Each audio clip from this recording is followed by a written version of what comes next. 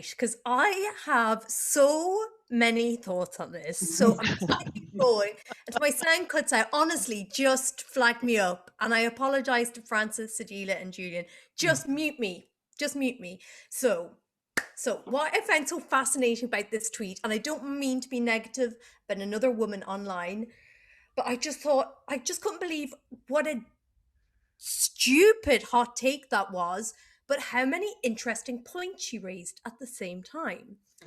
Because I think Sex and the City, when people say, oh, it's not feminism and oh, it's really white, and they make all these points that obviously, yes, but this was made 20 years ago. So at the time, like you have to think it's like when people are slagging off Friends now, it's like Yeah. yes, but at the time we weren't there yet as a society. You wouldn't make the same program like that now, obviously, but at the time Sex in the City was, it was really exciting. There'd be no show like that where it's like celebrating women, where it wasn't just like one woman and the men in her life. It was revolutionary to have women together talking to each other. Yes, they were talking about men. Yes, obviously. And obviously, there's loads of things you would change now. But at the time, it was fabulous. It's really well written.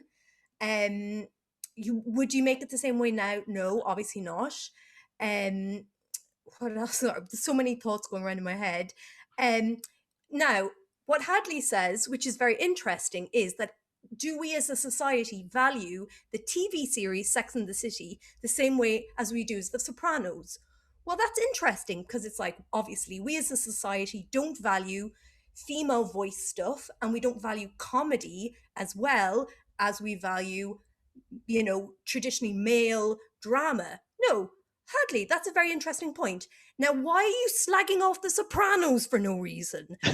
Call The Sopranos a show that glorifies like toxic masculinity is so stupid. It's like you have not watched one. You could just watch half an episode of The Sopranos and you'd be like, we are not supposed to like these people. These are obviously, this is not what the, it's like, people who slag off Mad Men by saying, oh, it's just glamorizing sexism, when the whole point of Mad Men is everybody in this show is miserable.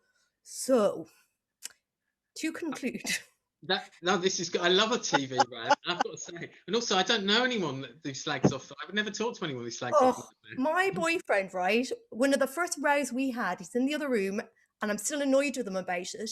He was like, oh, I hate Mad Men. It's just all misogyny, and you're supposed to be like, oh, the men are so cool. When the whole point of Mad Men is that, like, Don Draper hates himself. Anyway, so Sex and the City, I think it will probably be really bad, the reboot.